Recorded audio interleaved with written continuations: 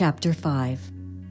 Come now, you rich, weep and howl for your miseries that are coming upon you. Your riches are corrupted, and your garments are moth-eaten.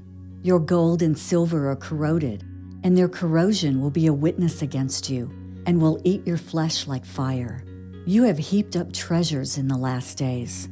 Indeed, the wages of the laborers who mowed your fields, which you kept back by fraud, cry out, and the cries of the reapers have reached the ears of the Lord of Sabaoth.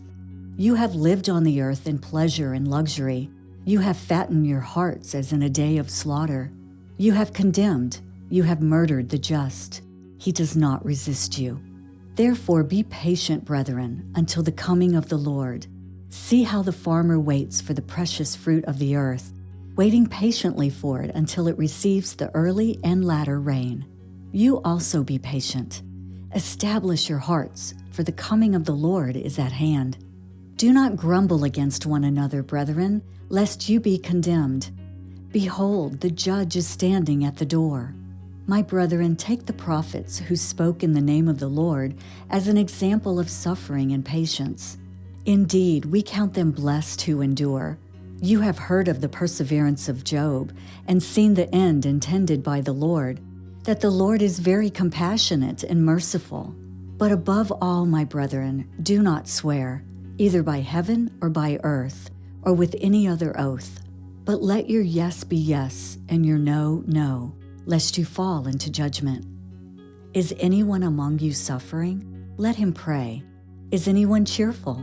Let him sing psalms. Is anyone among you sick? Let him call for the elders of the church and let them pray over him, anointing him with oil in the name of the Lord. And the prayer of faith will save the sick, and the Lord will raise him up.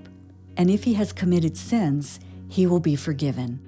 Confess your trespasses to one another and pray for one another, that you may be healed. The effective, fervent prayer of a righteous man avails much.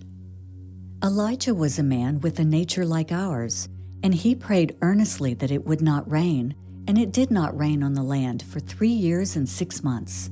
And he prayed again, and the heaven gave rain, and the earth produced its fruit. Brethren, if anyone among you wanders from the truth, and someone turns him back, let him know that he who turns a sinner from the error of his way will save a soul from death and cover a multitude of sins.